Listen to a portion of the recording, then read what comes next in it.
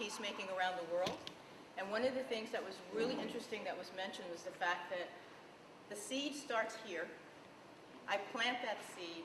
I may not see it germinate in my lifetime, but if we plant that seed with our children and they follow through, so it might be 5 generations, but the bottom line is we got to start somewhere. Exactly. So thank you.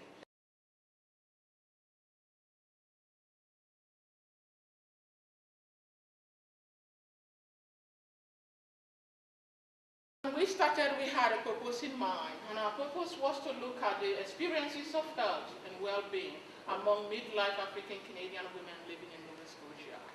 We wanted to pay particular attention to how they are affected by menopause and the ideological construct of the strong Black woman. So we also wanted to examine how time, resources, and the sense of entitlement affect their participation in those activities that promote health. We wanted to develop community-supported, culturally appropriate health education materials. And we're hoping to get some of your input today as we move to that stage of the research, developing those educational materials. We wanted to also foster collaborative research partnership between community, policymakers, and academics in the field of Black people's health.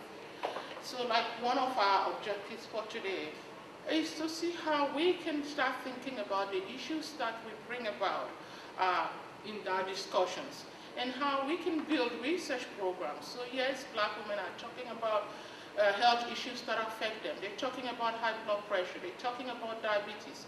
They're talking about what it means for them to actually engage in health promotion activities. We want to see how we can pick those issues and build them into other kinds of research, like biomedical research, like social science research, to address those specific issues. Because we do realize this is a small study with 50 women. It's a qualitative study. We've done some quantitative instrument analysis as well, but would like to build to bigger sample studies that look at particular health issues. And we hope some of that discussion can start here today. So specific questions that we looked at: how do midlife African Nova Scotian women perceive their general health, their experience of menopause, and of living the myth of the strong Black woman. How do the determinants of health, including racism, poverty, and sexism, affect the participation of midlife women of African descent in the activities that promote their health and well-being? We also want to ask them what culturally relevant and accessible health education and promotion materials and healthcare interactions will promote their health and well-being. In terms of research method, we use a triangulation of method. We use both quantitative and qualitative method. For the qualitative method, we did individual interviews of 50 women. We engaged the community in workshops. We did focus groups. Over 60 people participated in the focus groups. It was interesting because in our initial design, we were going to focus on Black women between the age of 40 and 65.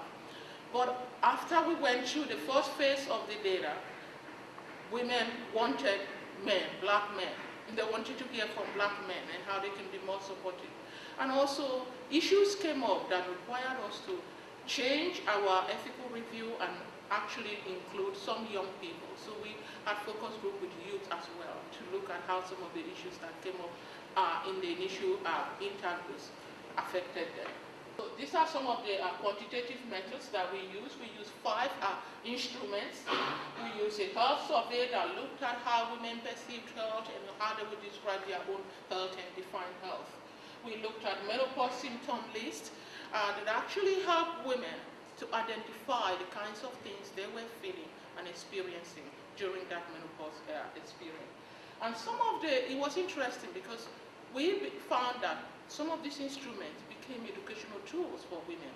They said they found it helpful and educational for them because we named these signs. So you have tingling. Do you feel down? Some people began to, oh yes, I did feel that. So I think it was educational in a way. So we also did the depression scale, racism scale, and also the health promoting lifestyle profile. That was another instrument that was used.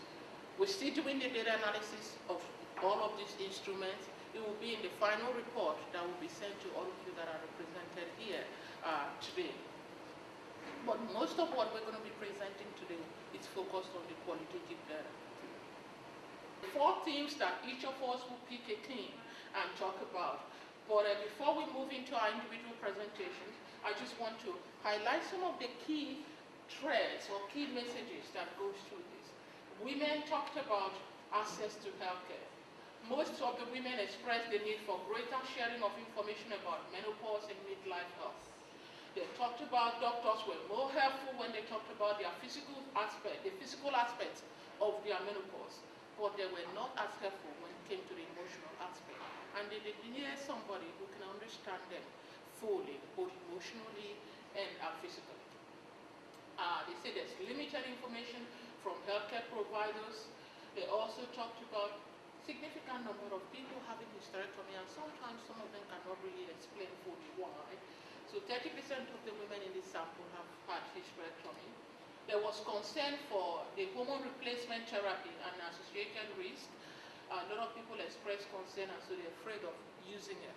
So it looks like they need more education in that area. Most of the women in the study prefer not to take medications for menopausal symptoms. And they also found the information very useful in terms of using the questionnaire, very educative. Now I wanted to just qualify what I'm going to be presenting to you by saying this was a very small sample of people, and so in terms of how much we can generalize, 50 women's experiences to everybody's experience is limited. So, we'll have to just sort of keep that in mind. But a lot of what I'm just going to be giving you is a very brief snapshot because I have 10 minutes and I know Pat's going to ding me. And so I'm going to give you just a very brief sort of snapshot about what we came up with. And I know that a lot of women are focused sort of specifically on the hot flashes that they experience during menopause. So I thought we'd just give you some information about that in terms of how many women actually reported having hot flashes and the frequency. And so as you can see, we went from like almost always right down to never. And in terms of frequency, this is the percentage of these women. You can see that the vast majority of the women actually were in this sort of lower range, that they didn't have a lot of hot flashes, or they sometimes just very rarely had them. But there were some women that actually suffered quite frequently from them. It's really important to ask women not just did they have a hot flash, but what was the severity of the hot flash. So we did that. For these women, that was not applicable. But you can see that, again, the majority of women, and this scale only goes to 35%, so it's not out of 100, because we only had like less than 30% of women who said that they were mild, again, around 25 for moderate, and as you can see, there wasn't a whole lot of women who said that it was a severe, but that's still a significant number of women, 14% or so of these women who said that their hot flashes were actually quite severe. Now, we also asked them if they were bothered, because some women will have hot flashes, but they're not particularly bothered by them, and so that's important for us to know. And again, you can see that just about 12% of women said that they were extremely bothered, and that's probably the women that also, I would also said that their hot flashes were fairly severe. Now, I teach human sexuality at Dow, have since 1999, and so this is an interesting question for me because there's a lot of talk about the loss of sexual interest during women's sort of midlife transition, and so we asked women about that, about whether or not they had lost sexual interest, and you can see the red bars relate to the frequency, that is, how often have you experienced this? The green bars relate to the severity, so again, how bad was it, or how much of your sexual interest was lost. And then the blue bars are how much did it bother you. And so these bars, as you can see, are the largest. Again, this is a scale out of about 70. Most women, didn't have a lot of this experience, and it wasn't very severe, and they weren't particularly bothered by it. But you can see that there are some women that have had this experience. And I think this is a really important finding because there is a myth that women, reach menopause and they no longer have a sexual interest. And a lot of what I do is around the sexuality of midlife and older women. And so I think it's really important that we understand that for some women, this is a reality. It might not always relate to your menopausal experiences, but for a lot of women, and I'll talk about that later, their sexual interest actually peaks at menopause and sexuality becomes better for them. In terms of weight loss, again, the red bars are around frequency, the green bars are severity, and the yellow bars are how much weight gain bothered women. And so again, you can see that weight gain is an issue for women. It is relatively, in some cases, relatively severe, so, around this edge. But primarily women aren't bothered by it. And again, we haven't finished the analysis, so in terms of what does this mean for women as they enter midlife, but we do see that this is an issue. We just have to sort of sort it out and see how that's going to play out for black women. Now, a big part of this research was actually talking to women. And so what I thought I'd give you today is just a brief snapshot about what women said about sort of going through this transition. And so the first stages of change, that is when women were reflecting on what's it like to sort of start off this process, like what's going through their heads, they either talked about, just sort of facing it, they wanted to know, they wanted to find out about it, they wanted to understand this experience, or they didn't want to know anything. They just wanted it to go away, like they didn't want to have to deal with it. Some women were really idealistic about it. They said, this is a natural process of change. It's an opportunity for me to grow, to be a different woman. And some women were very practical. They said, look, this is just what I got to do. It's part of being a woman. Everybody has to do it. I'm just going to, deal with it, but I'm not going to focus on it in any sort of philosophical way. They either had a love or a hate or a love-hate relationship. But I would say that for women who sort of were enjoying the experience, but were having some uncomfortable physical manifestations, they kind of had the love-hate relationship.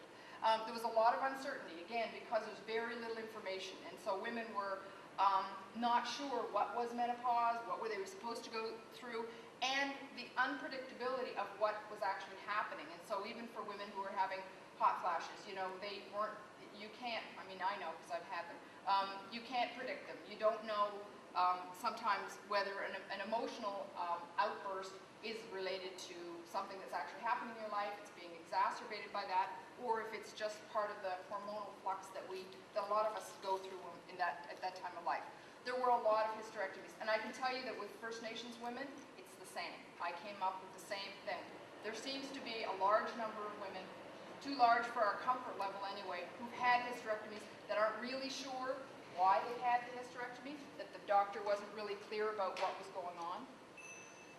For women in the midst of change, basically they either had the philosophy that it really is what you make it, so that it can be as difficult or as easy for you as you perceive it. But they did have a lot of conflicting feelings because on the one hand they wanted this to be a valuable experience, but on the other hand sometimes they were having difficulty with it. Some just wanted to grin and bear it. Some really felt that they were losing control, either of their bodies, sometimes of their emotions. Some women, saw it as a positive sign of aging, and some women saw it as not so a positive sign of aging. But a lot of women saw it as a real time of learning in their life. Just very, very briefly, some of the physical experiences that were reported to us were hot flashes, feelings of agitation, either women being more tired or less tired, having more energy. Again, variations in sexual interest. Some women were more, some women were less. Headaches, weight gain, and fibroids seem to be the cause of a lot of hysterectomies. Again, this is an interesting thing that we're going to have to pursue a little bit more.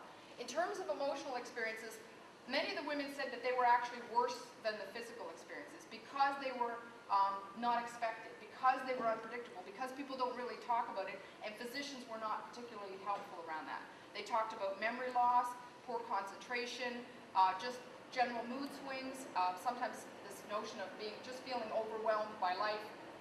Depression was one of the things they talked about. Feeling really isolated, feeling really alone, but also really wanting to be alone, needing to get away and be by yourself.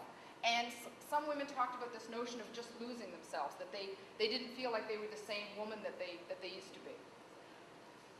For the women who had already sort of gone through the process, this was to me the most, one of the most important things, is that even though they identified that it is a long journey that women have to go through, every woman's experience is different and unique. And that diversity is part of the important and wonderful thing about menopause. Some saw it as a good dream, some saw it as a bad dream, again, depending on what their experience had been. A lot of women talked about the physical freedom, no more periods, no more children, sex was better.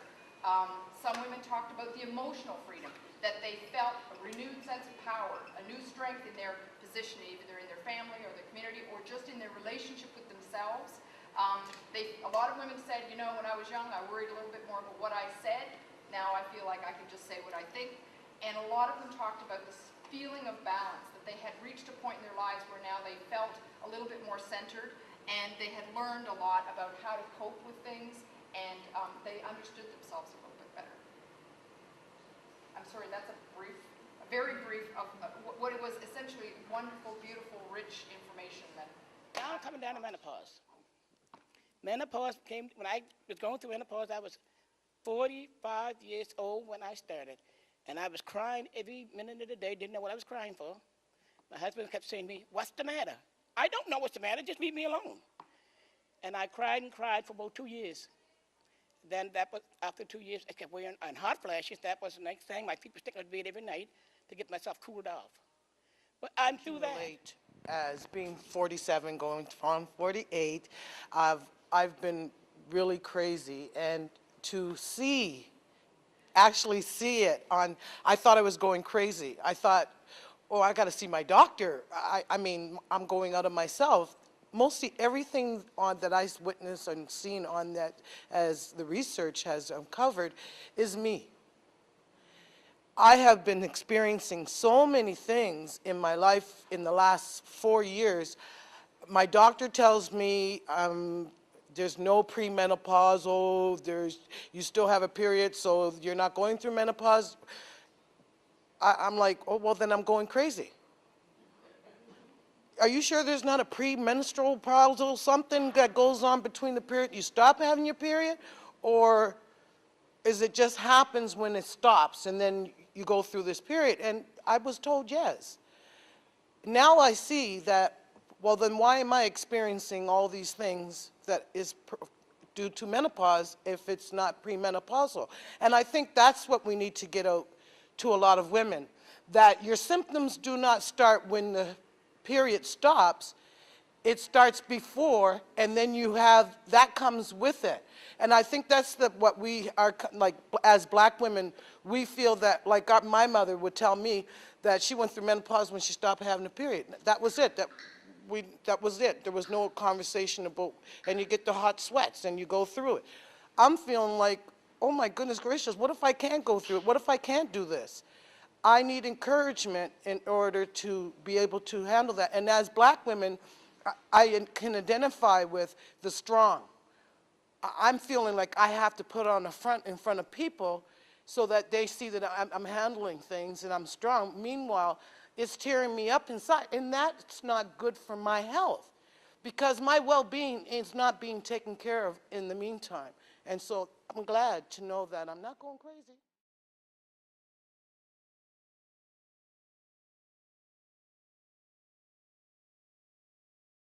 This part, midlife health and the experience of racism.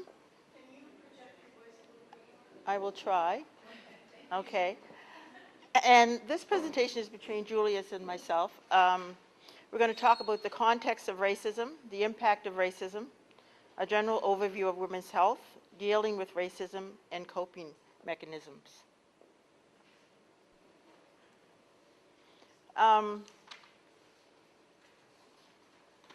What women have told us in terms of the context of racism, these are some of the things that women talked about around their experiences around racism. For example, their shopping experiences, going into stores.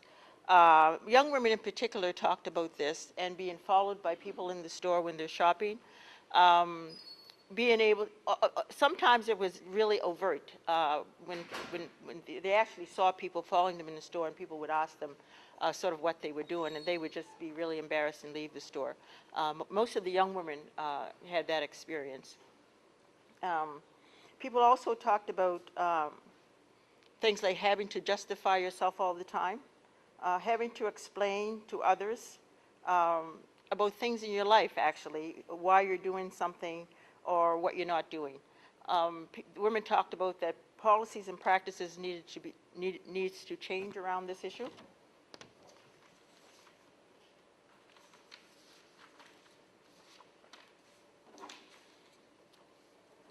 Participants also agreed that racism is alive and well in Nova Scotia, and I think everybody sort of mentioned this, that there's no place to hide from it. It's everywhere. It's all around you. You know, you can't get over it. You can't get under it. It's always there.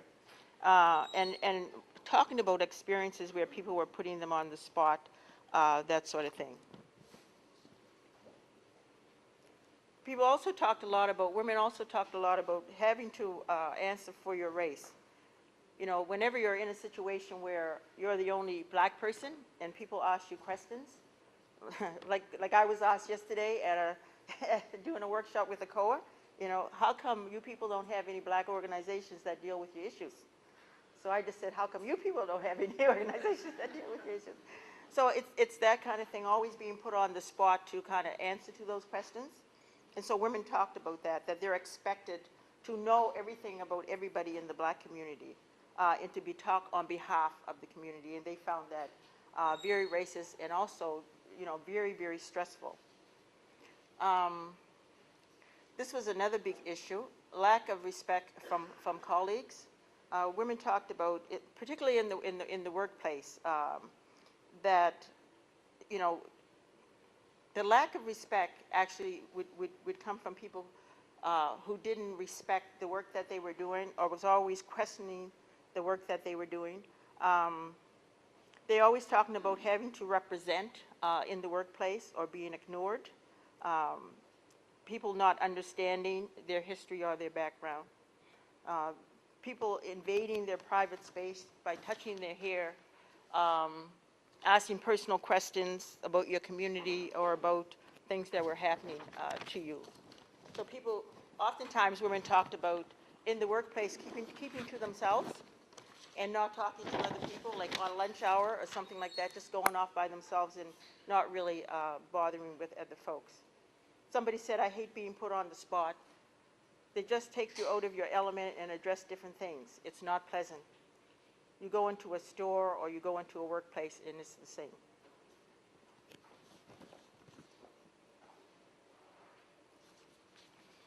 There's enormous health impacts around the whole issue of racism. Health impacts where they say racism as a stressor is all-consuming. It affects your whole well-being.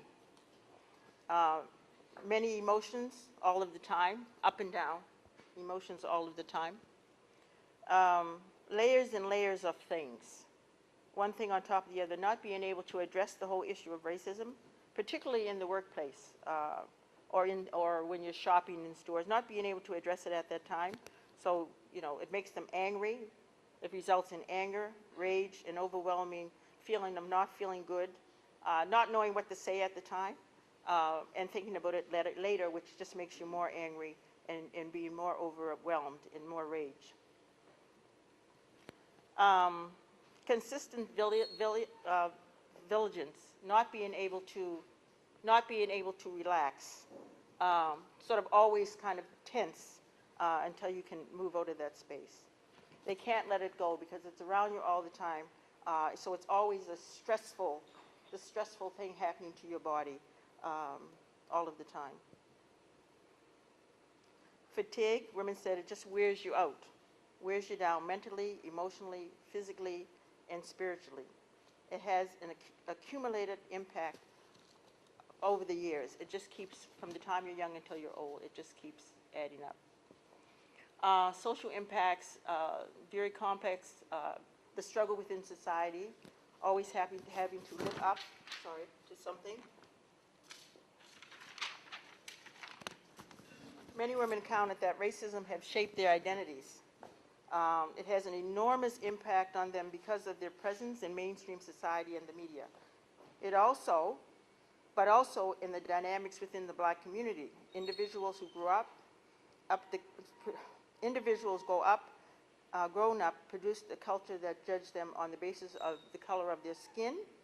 And so the issue of skin color is also an issue within and outside of the community as well. Mixed race families talk about their identity in white society as well. They say white society and the media, even black professionals and sport figures who have made it are portrayed as being strong rather than intelligent, as super beings. One person said, I sometimes think that because of our difference, you have in skin, we don't feel the same as any darker skin do, and that we're always judged by the color of our skin instead of the person that we are. There's huge economic impacts. Women talked about the lack of employment, double jeopardy being a woman and being a black woman. Lack of recognition at work resulting in lack of promotions and awards. Women talked about this, that their work not being valued or their work being looked at as less than everybody else's work. And that came through very strong. Oh, that's yours. Okay, I'm just going to finish off with the political impacts.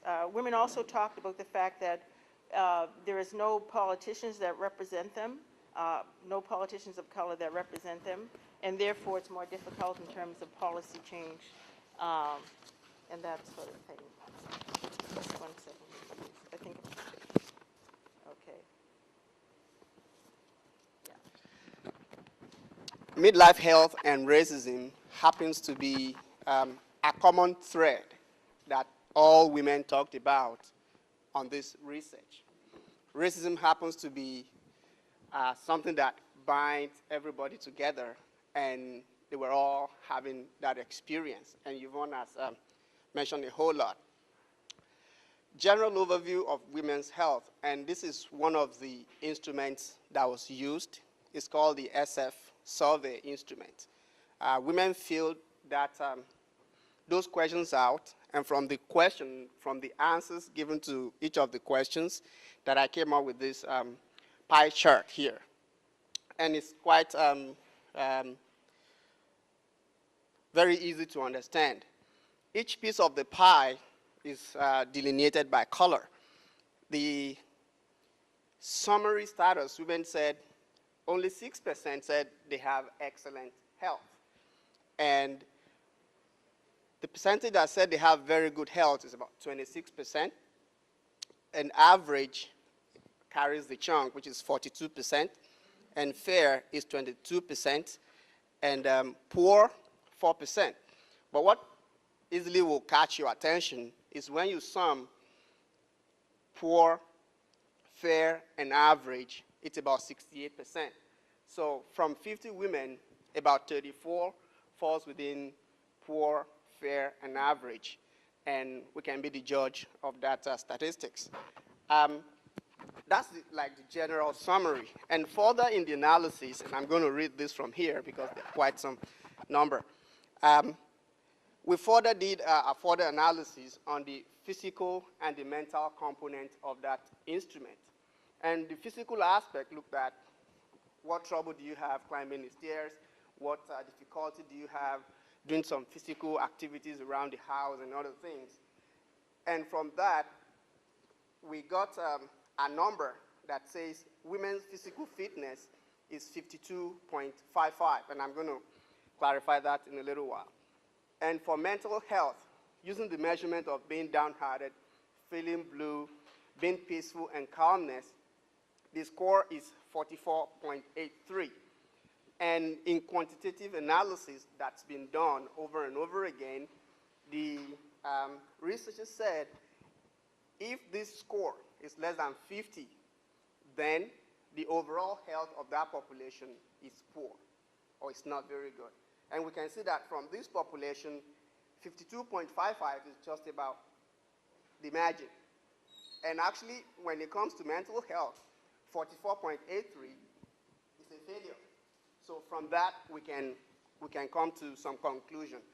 But we have to do that with caution, given this sample size of 50 women. And that's one of the things that further research is needed to make some drastic conclusion. If we increase the number of women to 100, from research, we can make some very strong conclusion about that analysis. And I'm going to move very quickly because of time. Dealing with racism, as I mentioned at the beginning, racism was common thread. And these 3 quick bullets mention the ways women in the study deal with racism. And the very first one is being proactive. And I think years of experience has taught them that when you bottle up, it's only for a while. And being bottled up is going to produce energy. And when that energy increases, it's going to get to a point, it's going to explode. So women said, that's not a better strategy. We don't want to build it up. We want to be proactive. We want to address it. Once they identify a racist situation, they don't want to walk away from it. They want to be proactive. They want to put the issues on the table there and then. Through community advocacy, they want to make the community aware and project these issues and make the whole system aware of the impacts of racism, not only on their health, not only on the economics, not only on the social aspect, but the whole gamut. They want to do that on behalf of the community. Straight on and dead on, straight up and head on. They want to put the issues on the table. They want it addressed. If someone makes a racist joke, they will not walk away from that person without, hey, that's racist. Don't say that. Don't do that. There and then they want the issue addressed. And that's better because if they walk away from it, it comes up at a later time. They think about it, and emotionally it's not healthy for them. So I think it's a very beautiful approach they have there. And finally, how do they cope? Dealing with racism is different from coping with racism. Dealing with it is addressing it there and then. But in an instance that you can't deal with it right on, how do you live with it? How do you get by and still have your life together? Leisure is one of the things we mentioned, such as gardening. They want to take time off, maybe when the weather is better, be in their garden, plant, and that kind of give them the break from what they face like every day in the media. And one woman said, as soon as she wakes up in the morning, she sleeps at night, the experience is there in coping with racism. They talk so much about reading the Bible, and that's where they get strength, and praying, spending time with God, talking to their partners who they go to the same church, calling up the pastor, and just spiritual exaltation was heavily, heavily mentioned. And I think I cannot overemphasize that. Social support. Having a friend to talk to, a friend that will cheer you up and say, well, there is little you can do about it. Be encouraged. Things are going to get better, and so on and so forth. Having social support. Picking your battle. And I'm going to quickly mention this. Women said coming into menopause is coming to a phase of life, and they term it the age of wisdom. And that age of wisdom makes them to know when it's time to fight, teaches them to know when it's time to hold back and let just things happen, and when it's actually time to fight that war. So picking your battle, that age of wisdom, allows them to know when it's actually time to flex over something or time to just say, well, I don't care, it can happen. Stepping back, sometimes they withdraw and just let the whole thing roll off. They don't want to get that stress. They just want to, step back from everything and have their sanity and just be well. And so those are the 5 key points that women mentioned about, coping with racism. So, and I think that ends our presentation. Felicia Egan, and I teach at Mount St. Vincent University. This morning I'm going to talk to you about the myth of the strong black woman. Is it a myth or is it a reality? And I think we start with the definition, an ideology that results in black women sacrificing their own health for the well-being of others.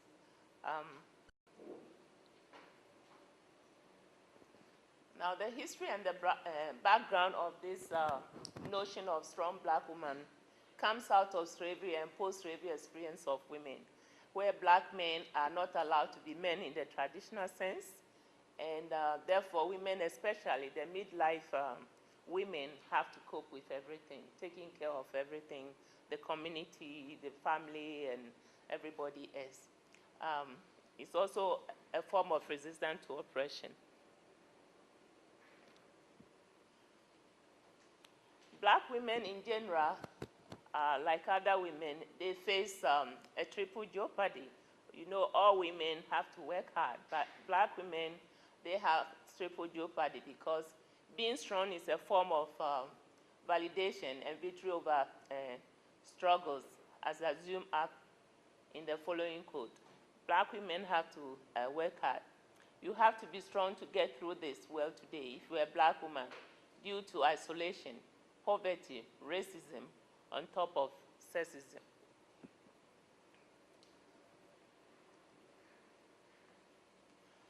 So the results, is it a myth or reality? And I think it's a little bit of both, but the research on the whole concluded that the ideology of the strong black woman is not a myth, but reality for survival. Black women really have to struggle in order to maintain a balanced life due to discrimination, racism, poverty, on top of sexism. And like one of the participants said, you have to be strong to get through this world today if you are a black woman.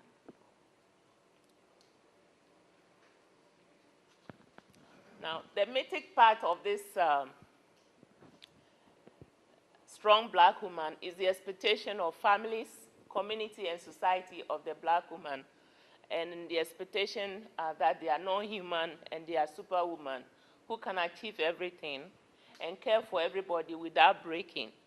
And they are like a steel or machine with no need for hugging or nurturing. So all they do is serve other people, help other people, and they don't get any help back from anybody.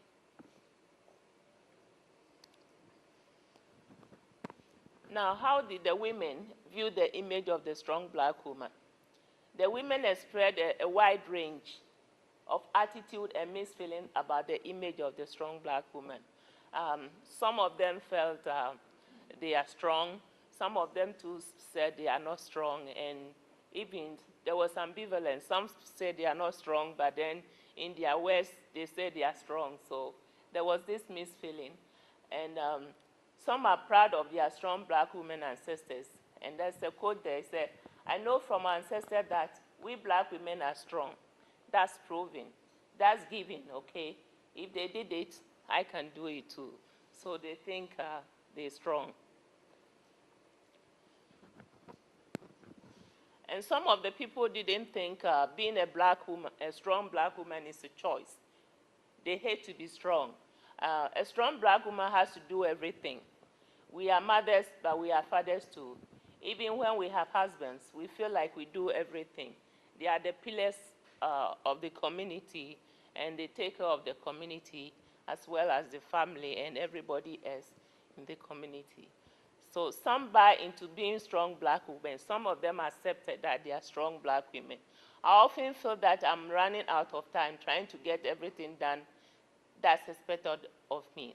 Then the next day I realized, well, geez, it wasn't all that important. So they feel they are strong and can do everything. Then the next day they feel like, well, I've wasted time doing some of the things that I shouldn't have even been doing. And some are inspired by the image of strong black woman, but hate it. I'm inspired by it, but part of me says, I freaking hate it. I don't want to be a damn strong black woman because it's hard work, to live up to that expectation. Then being strong, the impact of being a strong black woman. Being strong eventually takes a toll on women's health. They say we are paying the price. The expectation is killing us. We are in overdrive daily. We drive ourselves to the limit. We need to recognize that we can't keep this up. At some point, you just crash. And a lot of times, you see that black women work themselves up, and they don't even listen to their body to know that the body is telling them slow down until it reaches a point that they can't do anything about it. So this is kind of very important. We are not made of steel. Black women hold in their feeling while they may feel vulnerable. They keep a hard shell on the outside for protection. Because everybody is expecting them to be strong, they keep their feelings in. They don't want to show people that they are vulnerable, and they keep everything said. There's that other part of it that is like the M&M, the coating, the hard part outside to survive the racism. But the soft part inside, that is all the love and tenderness we are. Well, we've got this shell up in order to be able to survive. That's a survival kit. So being strong black woman is a survival kit. You have to be strong to survive in the harsh environment that we live in with racism, poverty, and sexism.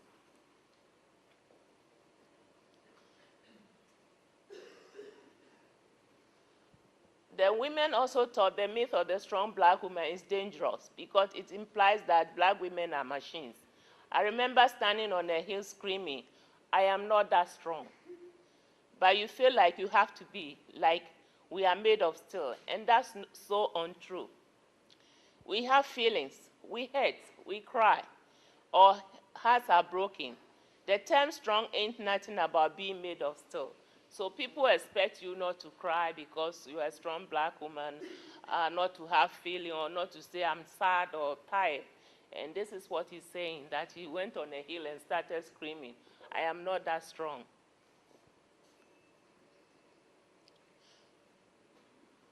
Okay. Strong also means being in tune with yourself. So the need for a new vision of strong.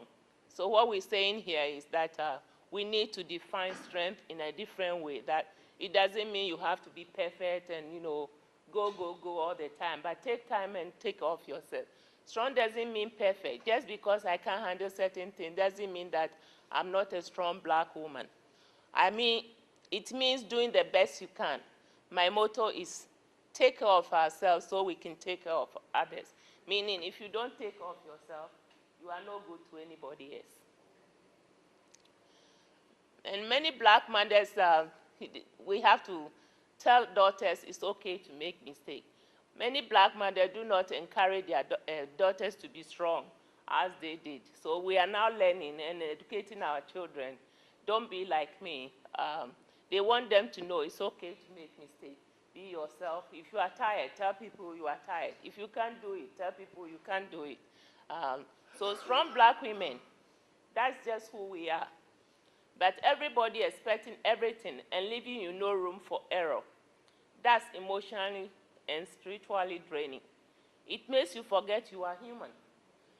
As mentors, we need to let our daughters know we have made mistakes. We need to say, listen, this didn't work for us. You need to try something different because it's affecting our health in ways that we don't want our daughters to also feel the same. So this is the end of my presentation. Thank you. And I wanted to ask a question with all of the, I know you didn't have a chance to share everything about your research projects, but I heard from one person, I think it might have been Joe, that women were asking, what about the men? You know, I'm wondering if that came up with the other people who were doing research, well, maybe not so much menopause. Ah, yeah, I was wondering about that, and maybe if you could all speak to that. It came up at a workshop that when women were talking about their own experiences, they also wanted, they started talking about the fact that men don't know what's going on in their lives during that period, and that men should have this information and they should know about it to support them, or they should just know about it. And what about younger men as well, who are coming up and who are, you know, having wives or whatever, won't have this information. So, and many women that spoke about that, you know, they were very strong in wanting to involve men in that process. So then what we did, we decided to have focus groups with men. We had to have 3 focus groups to get enough men to talk about the issue, but we did. And, you know, it was very interesting. Actually, one man even wrote a 1-pager because he couldn't attend the focus group about his relationship with his wife around midlife health, which was very interesting. So that's where that came about. Women wanted men involved in this, and finally, after 3 tries, you know, we did have a fair number of men. I think we ended up with 6 or 7 who actually came together and talked about that issue. It was quite rewarding, actually. Well, it's apparent that I'm the only man, apart from Shegun here, and people have asked me, what are you doing on a menopause project? Like, the only man. I think at that focus group, as even mentioned, although it took a very serious effort to get men to attend our focus group because they thought it doesn't belong to them. And one of the things that the men, you know, in one of the sessions I attended, the men said, there is lack of understanding from the men's side of what women, you know, goes through during this life change. So, because they do not understand, it becomes very difficult for them to support. And maybe because it's a man, you know, man thing, I don't have to, you know, be part of that. Like, if the woman is having some very serious hot flashes, then the man is going to say, well, that's your thing. I'm not sleeping on this bed tonight. I'm going to go and sleep in the spare room or on the couch, because he has no understanding of why that's happening. And sometimes that's difficult, you know, within that relationship, because the man is doing his own thing and the woman is doing his own thing. But the woman is going through some serious emotional struggle and needs support at that time. But the man lacks understanding of what the woman is going through. So he cannot offer any support. Or what he does is, well, once this craziness is happening, he finds an easy way out. Maybe it's time for him to, you know, have a sleepover somewhere else. So that becomes really difficult. So.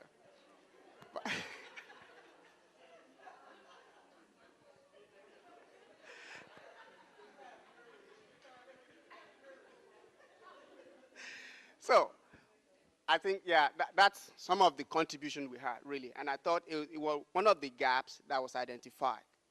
How can men, or the men, be a source of support for women?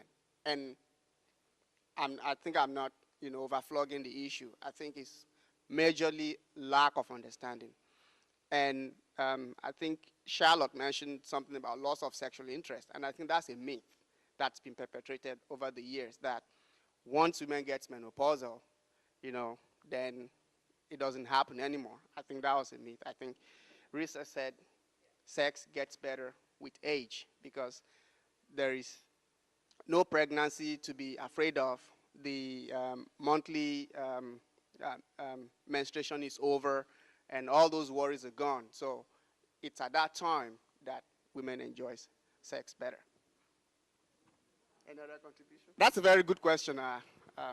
One of the things that was, at that session was, if men understand that what their wives are going through is a natural life process, then there is a need to help the woman.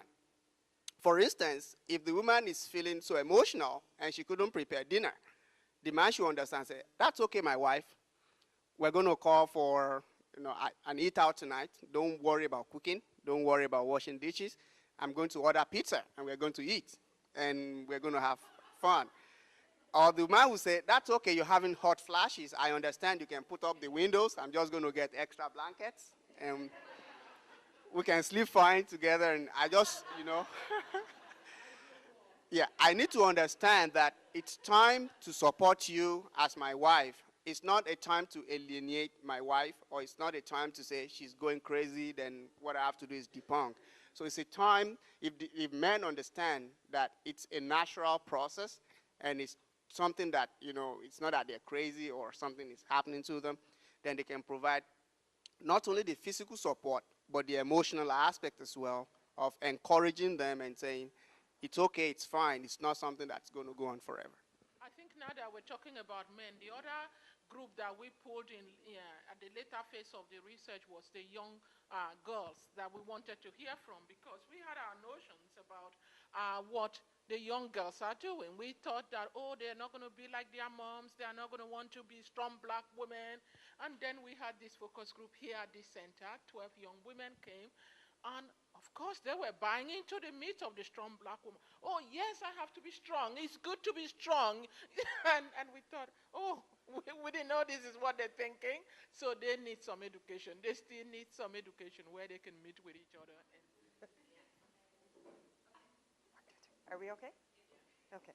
When Ms. Yvonne and I worked with a group of men, I think what stood out to me is these men, they didn't identify to menopause at all. They felt that it was a non-issue, and I guess they felt that it was the responsibility of the wives, but they also felt that it didn't affect them at all.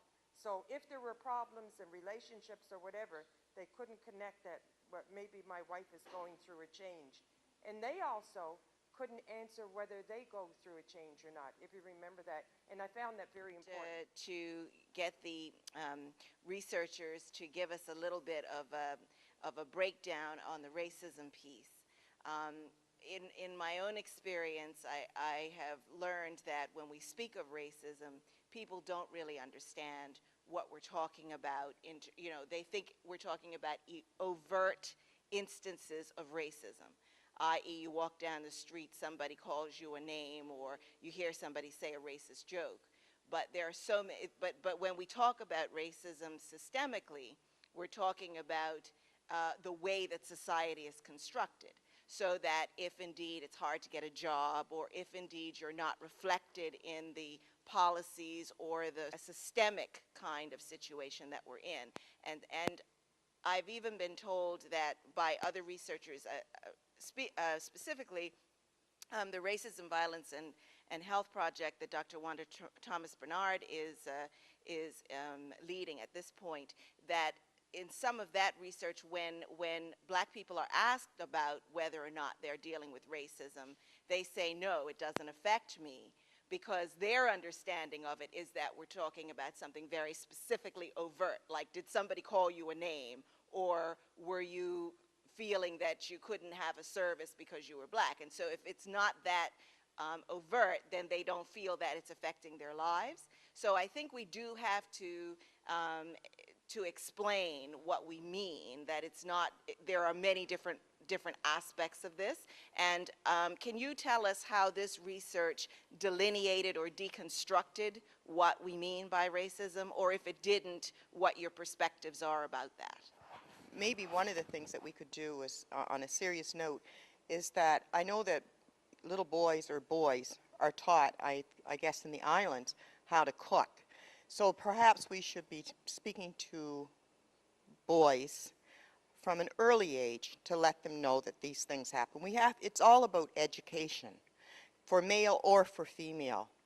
Not wait until they're married and they don't know what's going on. We could alleviate perhaps a lot of problems, including a lot of violence.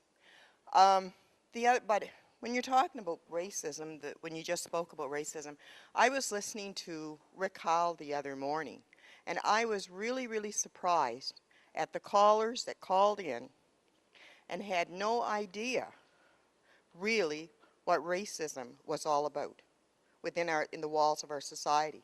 Like there were statements like, well, it was over the Cole Harbor situation, and it was like, why don't these people get over it?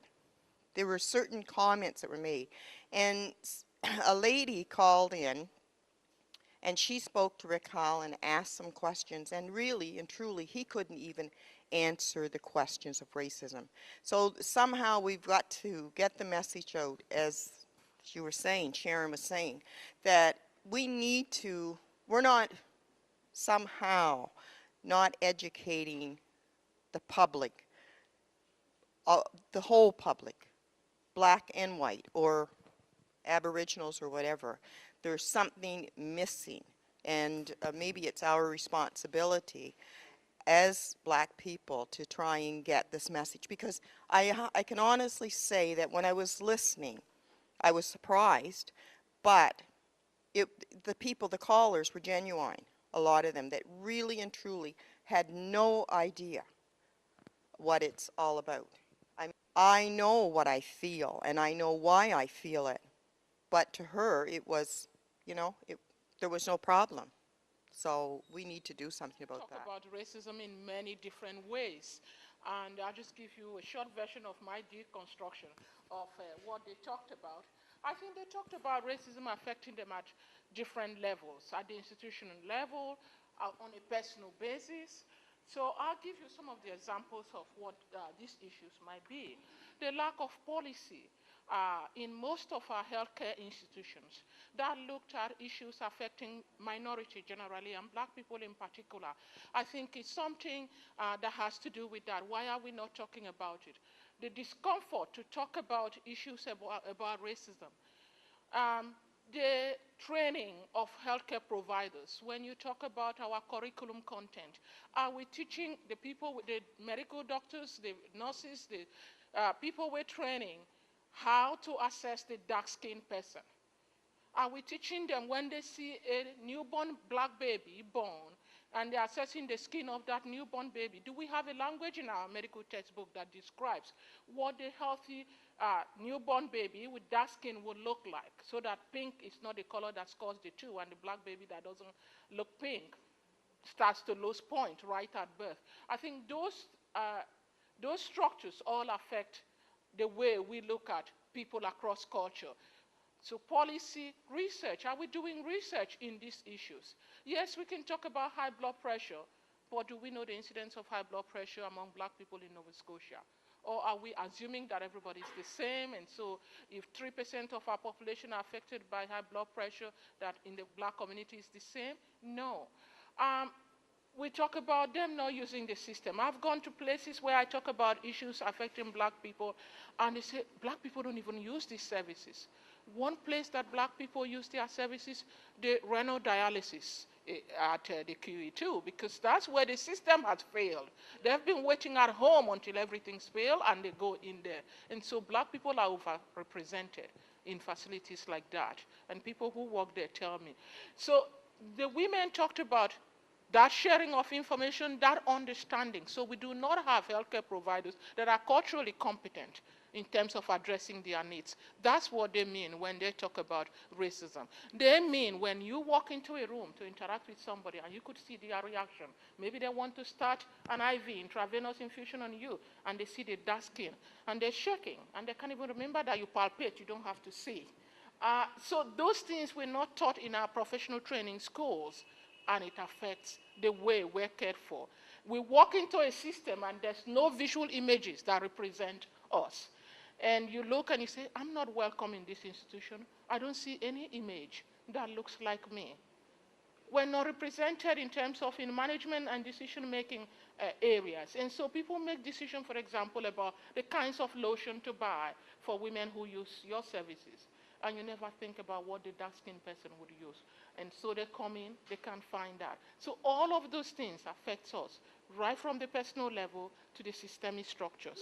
I'll just stop there. There's a book put out by an American writer, I'm not quite sure of his name, that talks about institutionalized racism, and he says that if you don't understand racism, nothing else makes sense, and I think that's what Pauline was talking about, and Sharon as well. It doesn't make sense, right? Because it's not grounded in research, it's not grounded in anything that's validated.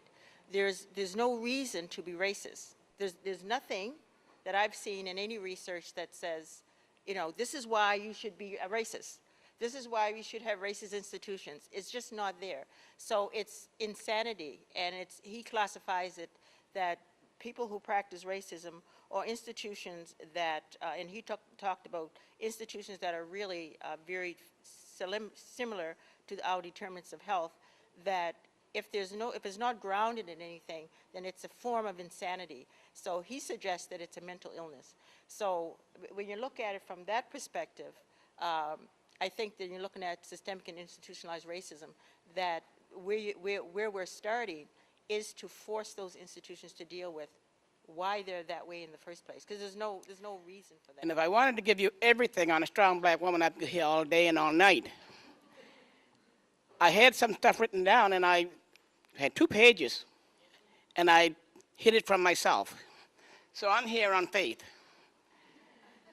First of all, there are so many things in my life that caused me to be a strong black woman. I first of all, give all the praise to God for making me strong as I am. It's through God that I am as strong as I am, because of so many things in my life. First of all, as a young person, I came from an abusive home, not knowing where I was going to end up, but thank God things worked out. But I married at the young age of 17 to get out of the situation, not only because of that situation, but because the man that I married, I loved him, and I wanted to get married, but it helped me to get out of the situation that I was in.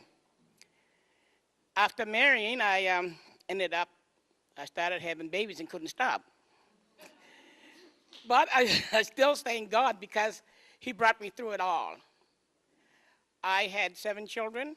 I had 8 children. 1 died between the 2, but of the 7 that I had, they haven't been bad kids. And I thank God for that. And I married a good man. I'm not saying a perfect man. I said a good man.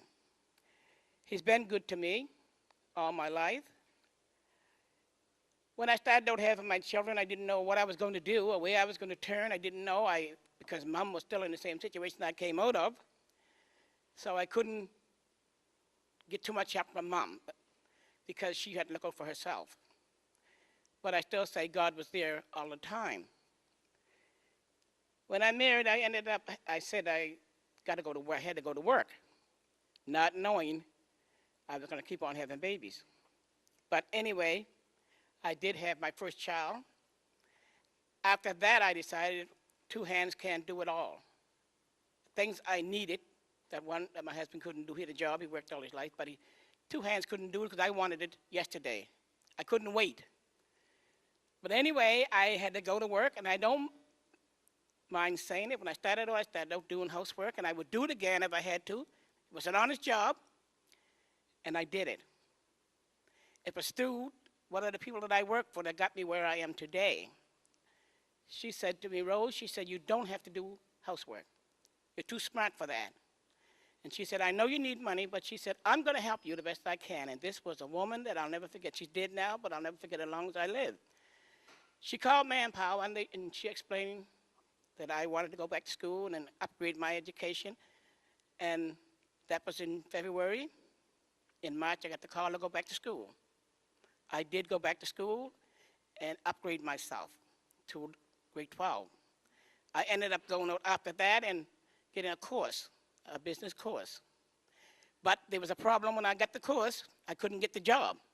Every time I went for a job, they would say, oh, well, when they see my face, the job has been taken. Okay, that was fine. But anyway, I went to one interview, and everything was A1. But he said the job was taken. I had a white friend, a good friend of mine. I said to her, I don't believe the job is taken because before I got there, the job was mine. So she said, I'm going to just pull a fast one. I'm going to apply for the job. She applied for the job that was supposed to be gone. And when she applied, she got the interview, and she got the job. But what she did, on my behalf, she turned the job down because she was already working. She said, I just wanted to see what you were going to say because a black friend of mine was here, and you told her the job was taken, and now I found out it's not taken. The man couldn't say a word. And she said, if I wanted to and she wants to, we'll push it further because you are discriminating against her. So anyway, I didn't want to do that. I said, no, if he wants to be that way, let him be that way because God has better things for me in life. I let it go. I went to another time for a job and the same thing happened. And I told him, I said, I don't believe the job is taken. You saw the color of my skin and this is what you're saying. But I said, you know what? I'm strong enough to let you know that there are other doors to be open for me. I didn't fight that either. But anyway, I did go to the VG hospital. There was a lady there. When I left there, I gave her all of my stuff that I had and everything. And she said to me, Rose, she said, I'm going to put a good word in for you. To me, that one ear and out the other, because I said, look all the interviews I've had, and look where I ended up with nothing. But before I got home, they had called me, and she said, my children said, Mom, you got the job. You can start on Tuesday. So I started on Tuesday, and I had to make the best of myself. I was dressed up every day. Dressed up every day. When she told me, she said, Rose, you don't have to dress like this. I said, listen, this is me. I'll dress the way I want. As long as I do your job properly, don't worry about how I dress. Because I'm thinking if I go there down, they're going to say, oh, yeah, she's black. She can't do no better. But I'm giving you all I got. Here it is. And I stayed there on that job for 23 years. But there was discrimination there as well, because when I first went there, I had my own office, my own everything. The doctors loved me. Everything that they wanted, they got. But another girl came in after I did, and she was one of these little you-know-whats. She wanted what I had, and the supervisor came to me, and she said, Rose, she said, I'm going to take you out and put so-and-so in so she can learn the job, so when you're off, she can do it. To me, that was fine. Someone should know my job. I went over the office for a month. She did it. I went back in. 2 weeks later, she come back again, and she said, the supervisor said, I want to put someone else in to learn the job. Okay, fine. The same girl goes back in. Then I know there's something going down. So I go to the supervisor, and I said, listen, there's something wrong here. I don't know what it is, but you do, but tell me what it is. I said, you told me that you wanted someone to learn my job. Last week she went in for a whole month. She knows my job. Why is she back in there? I don't have to answer to you. I'm the supervisor here. Okay. I go to the head boss, and I said to her, something going on. You know what it is, and I want you to tell me or I'm going further. Well, Rose, she said, I don't know. You have to talk to so-and-so. How can I talk to so-and-so about so-and-so? I'm talking to you about so-and-so. I can't. So anyway, she didn't find out what was going down, so I said, fine. So I did go to the union. I won it. Got back in. The same thing happened again, so I just told them, look, I said, I don't want this foolishness. I want to do a job, and I want to go home feeling good.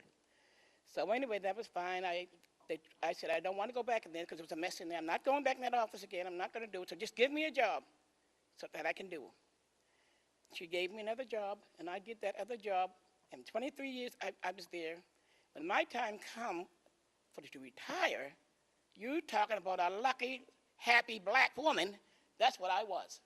I said, let me get out of here, because I don't have to be around taking this. The girls kept saying to me, you're not going. Oh, yeah, I'm going. When I figured out my paycheck, and I said, look, all I'm losing, gas that I don't, all this money I'm spending in this office, I don't have to. Bridge tokens I don't have to buy. I'm gone. Supervisor called me in the office. She said, you're not going. Yes, I'm going. I am going the minute, that next year I'm gone. And I had another girl working with me, and I was pulling all the weight anyway, and I kept telling them, she's not pulling the weight, I'm pulling hers and mine. And I think, oh, no, she's doing her best. Is she? Good. But anyway, I retired, and I was happy, and I've been happy ever since. My time is mine and God's. Whatever has to be, I want to do, I do. What I don't want to do, I don't have to do. Now I'm coming down to menopause. Menopause came, when I was going through menopause, I was 45 years old when I started. And I was crying every minute of the day, didn't know what I was crying for. My husband kept saying to me, what's the matter? I don't know what's the matter, just leave me alone. And I cried and cried for about 2 years. Then that was, after 2 years, I kept wearing on hot flashes. That was the next thing. My feet were sticking to the bed every night to get myself cooled off. But I'm through that. And I just say, you know, God is so good. Mom got sick. I had to stay and look after Mom. I stayed there with Mom until the day that she passed. When she passed, I was there. I said, you got to be strong to do these things, or otherwise you can't do them. Then I ended up myself with cancer. In 1995, that's the same year that I retired, I ended up going to the doctor with breast cancer. I said, okay, God's got it, nothing I can do. So I had my first operation. That was all right. Everybody kept saying, after 5 years, you'll be okay. I went 10 years. I goes back to the doctor again, a reoccurrence, cancer again. I still say, and everybody keeps saying to me, how come you didn't break down or you didn't cry? No, because God's got it and God's got me. I had nothing to worry about because I knew that God had it. When I went to the surgeon, she told me I was going to lose my breast. I said, wow. She said, is that all you're going to say? What else can I say? It's going to happen regardless of what I say. But I told her, God's got it. I went in, I had my operation. I never had a pain. I never had an ache. I never had nothing. I felt great, and I give it all to God, all to God. I went back last year for my checkup, and she told me that I don't want to see you for another year. I said, praise the Lord. She said, I wish when everybody would come in here was like you. I said, well, if they got God on their side, they can be just like me. But if they don't have God on their side, they're going to think other things. But I said, I gave this to God in 1995. But I said, it came back, and she still had it, and God still got it. And I feel great.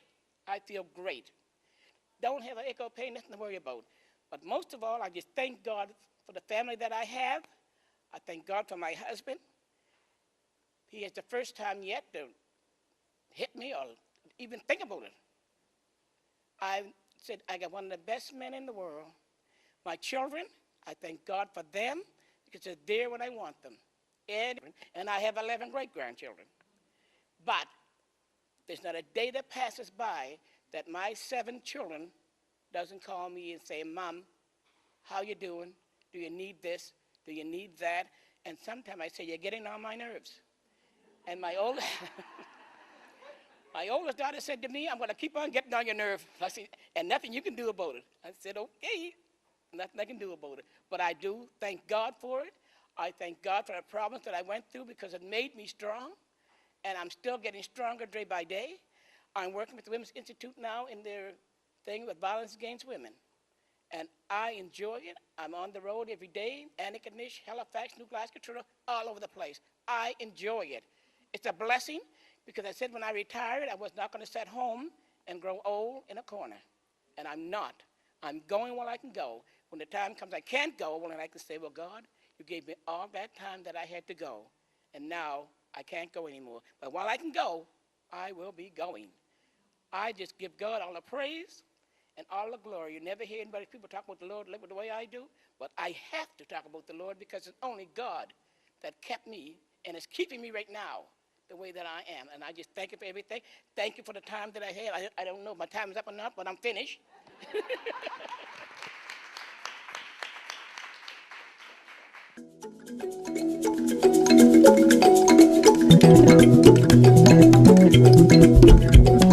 Katiya ngajubati katiya la moika. Katiya ngajubati katiya la moika.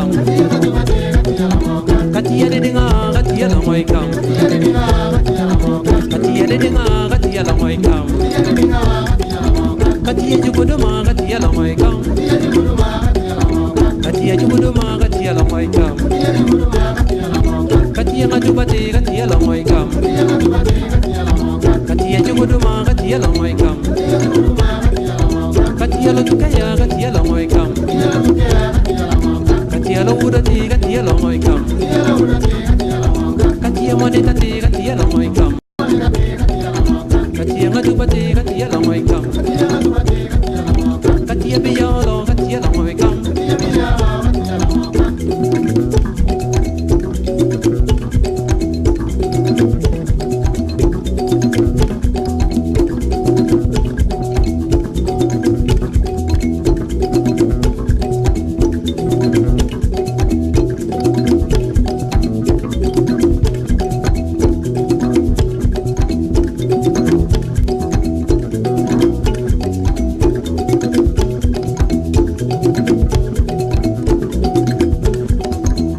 Ati